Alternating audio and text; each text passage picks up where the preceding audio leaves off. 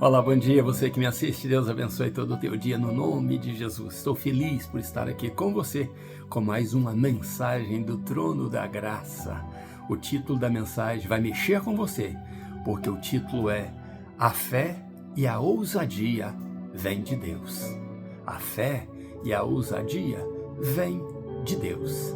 Vamos orar e depois vamos ler a palavra de Deus. Pai Santo, no nome de Jesus, obrigado por este dia. Este é o dia que o Senhor fez, que o Senhor nos dá e por isso devemos nos regozijar e nos alegrarmos nele. Essa é a vontade do Senhor. Por isso eu oro com esta pessoa que assiste o vídeo. Já Deus, peço ao Senhor para abençoá-la, abençoar a família dela, abençoar os propósitos dela que estão, ó Deus, diante da vontade do Senhor, comparados, ó Deus, e compatíveis à vontade do Senhor, sejam todos os seus propósitos abençoados, no nome de Jesus. Agora fortifica-nos com a Tua palavra, dai-nos fé, dai-nos ousadia, porque o Senhor pode nos usar, e o Senhor nos usando, muitos verão a grandeza, a força e o poder do Senhor nas nossas vidas, e confiarão no Senhor. Muito obrigado por esta manhã e fala conosco. Mais uma vez te pedimos, no nome de Jesus. Amém. A fé e a ousadia vem de Deus. Vamos ler a palavra de Deus que está em primeiro livro de Samuel, capítulo 14. Estamos no capítulo 14 e vamos ler o versículo 1, 2 e o 6 e depois a parte A do versículo 23 e Deus vai falar contigo, certamente. Versículo 1. Ora, sucedeu que num dia ou certo dia, Jonatas, o filho de Saul, disse ao seu moço que carregava a sua armadura, ou as suas armas, o seu escudeiro: vem e atravessemos até a guarnição dos filisteus que está no outro lado.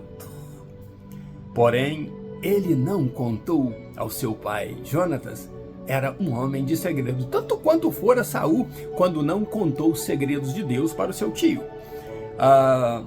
E Saul esperou na parte extrema de Gibeá, debaixo de uma romeira que está em Migdom.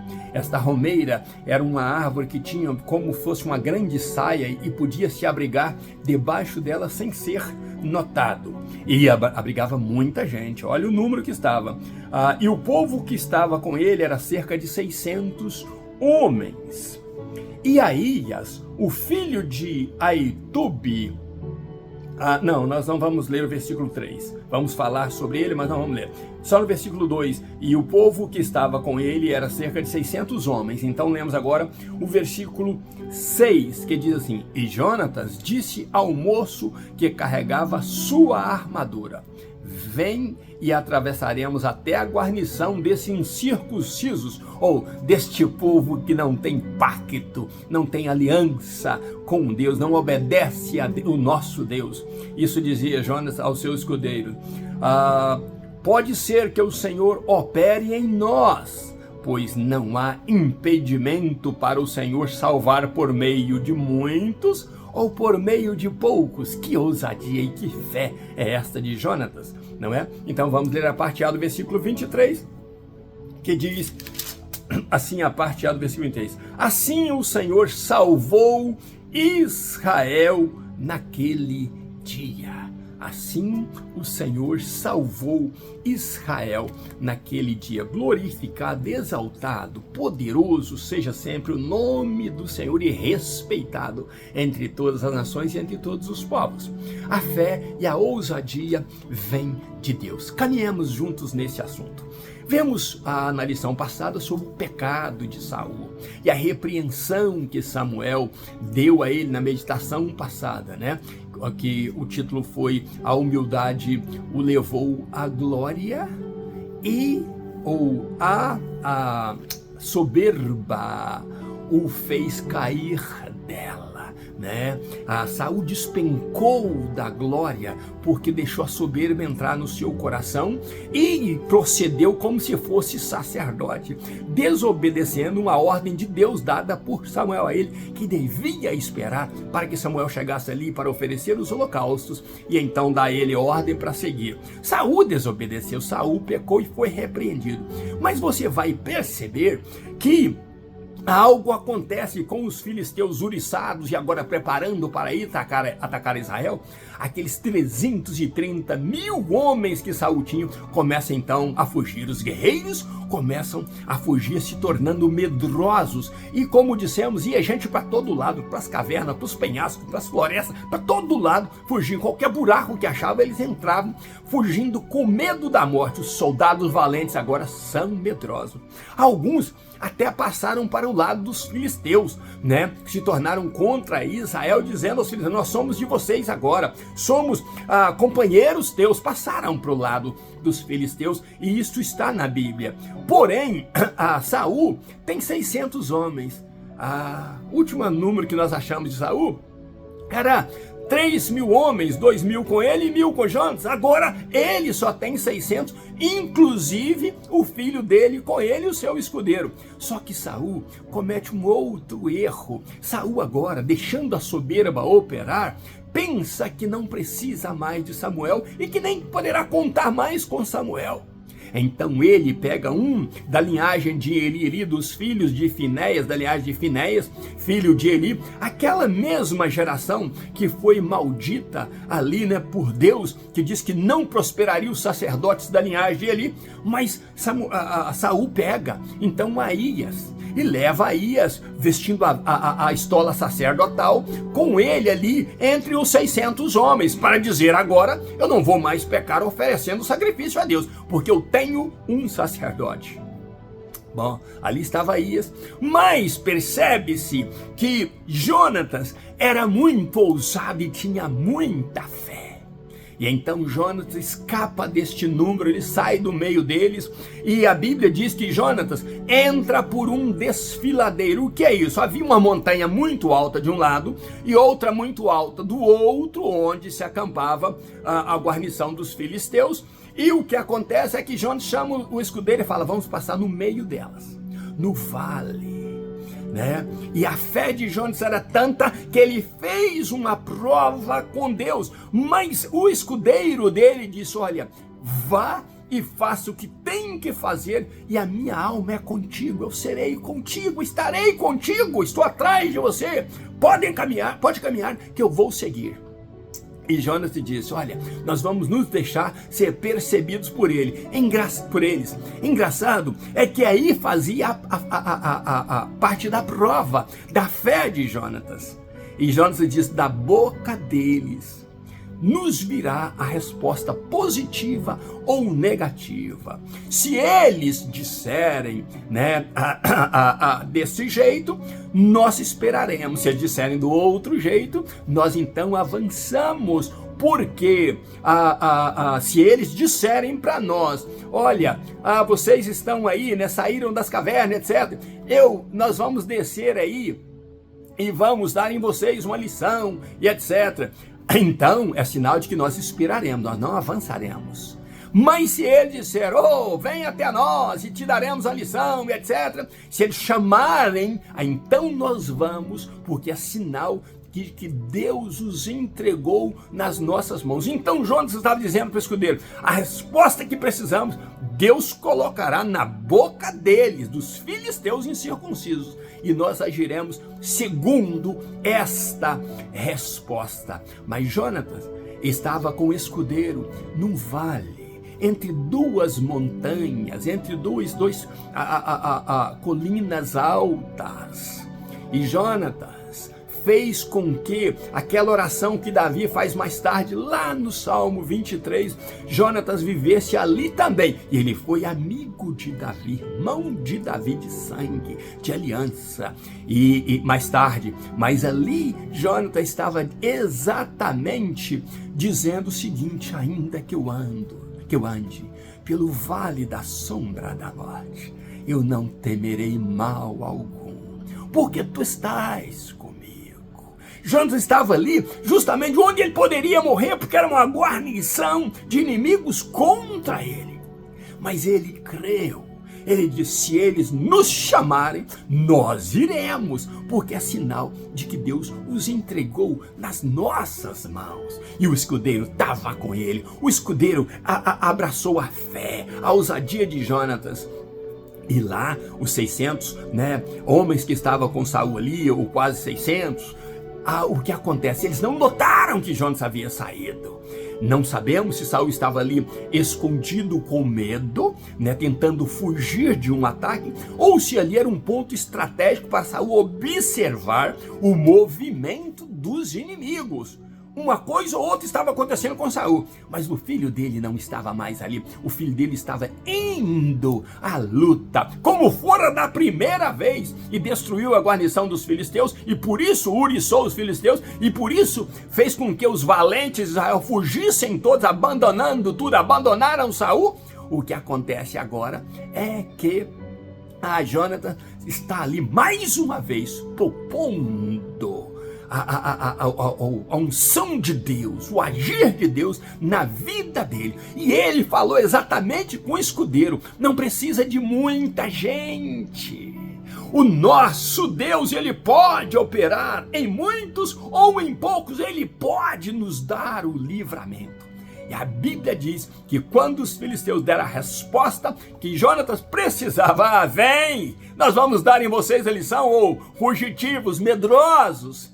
Mas eles não estavam falando exatamente com Jonatas, porque Jonatas tinha muita fé, muita ousadia e muita coragem.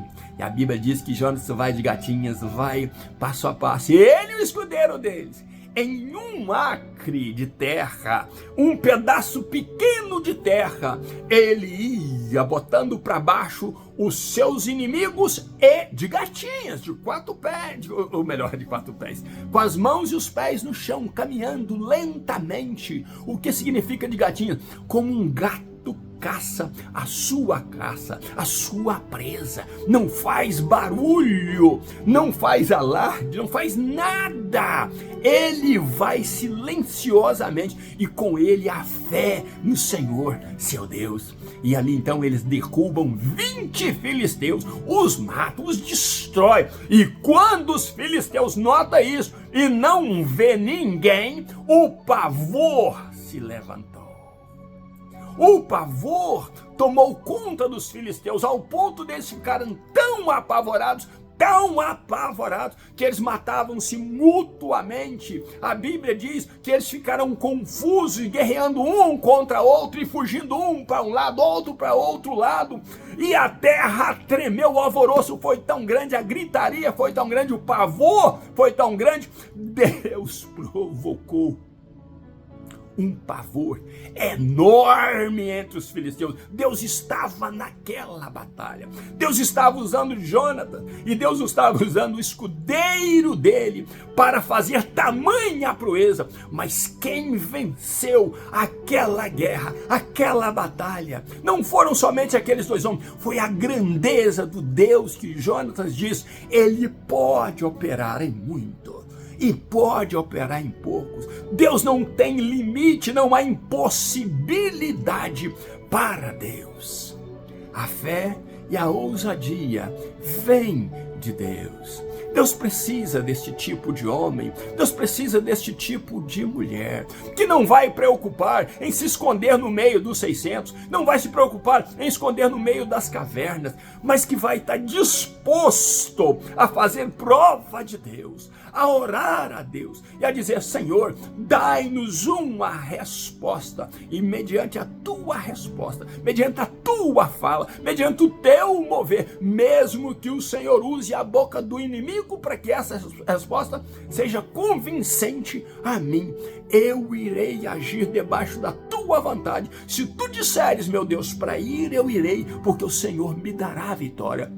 Mas se tu disseres para eu ficar e esperar, eu também ficarei e esperarei até o tempo, a hora do Senhor agir. Esse alvoroço foi tão grande que até o próprio Saul e os 600 homens notaram. E ali, quando os filisteus fugiam de um lado para outro, e naquele problema, ali os traidores de Israel que passaram para o lado dos filisteus viram o poder da mão de Deus, de tanta perturbação, que eles voltaram a se unir a Israel. Até aqueles que foram para as cavernas, para os penhascos, que estavam fugindo né, dos filisteus, agora vendo os filisteus perturbados e os filisteus fugindo, eles então se animaram a reajuntar ao povo de Israel, aos guerreiros de Israel, e a se aliarem novamente em Saul. Olha que quando Deus opera na sua vida, até os desertores, aqueles que te abandonaram, aqueles que não querem mais saber de você, que pensam que você já é um derrotado e que eles têm que salvar suas próprias vidas para não se tornar escravo ou não morrerem, esses covardes, esses medrosos, até eles terão coragem de rejuntar a você para fazerem parte da glória de Deus na sua vida. Tudo isso aconteceu, tanto a primeira revolta dos filisteus, quando Jonatas lá em Gibeá destrói a guarnição dos filisteus, quanto agora essa ousadia, esta fé de Jonatas, ao ir novamente na guarnição dos filisteus, lá no vale da sombra da morte. Mas ele não temeu, ele se colocou nas mãos de Deus. Lá o filho de Saul em Gibeá consegue tumultuar e atrair um grande inimigo para Israel, uriçando, como eu disse, né? Motivando os filisteus a se armarem, a ficarem poderosos na guerra e virem contra Israel. Agora o mesmo Jonatas, usado por Deus, ele, através do poder de Deus, colocou todos os filisteus em turbulência, em confusão, a ponto de se matarem mutuamente, de tão confusos que estavam. E a Bíblia diz que a terra tremeu pelo grito e pelo pavor dos filisteus. Era Deus operando, era Deus agindo. Meu irmão e minha irmã, quando Deus usar a tua vida, a Bíblia diz que você é a igreja do Senhor Jesus. Quando Deus usar você, o inferno vai tremer, a terra vai tremer, porque Deus tem promessas para mim e para você. Mas nós precisamos buscar de Deus duas coisas, que é o título desta mensagem: fé e ousadia. Deixa a tua fé te mover.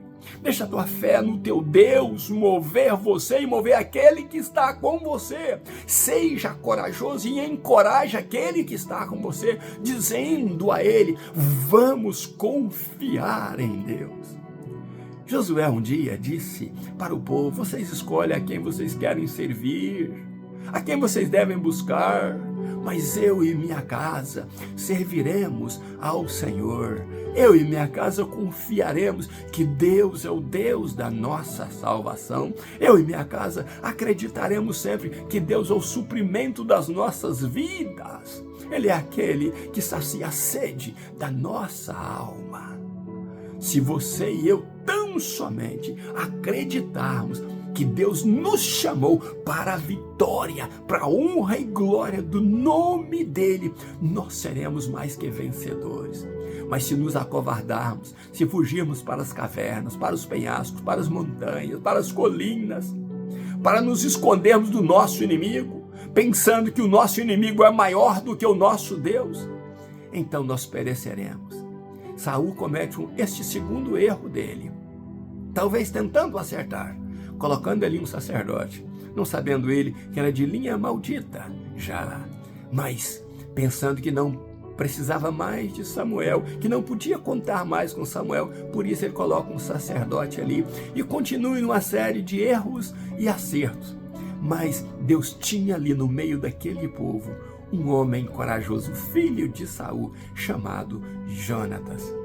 E ele, com seu escudeiro, fez essa tamanha proeza sendo usado por Deus. Ele só começou a batalha e Deus então tomou conta de toda a batalha e guerreou e salvou Israel. E a Bíblia diz que Deus salvou a Israel das mãos dos filisteus em um só dia, naquele dia que Jonatas se dispôs a ser usado por Deus com fé e ousadia. A fé e ousadia vem de Deus. Você quer ser vitorioso?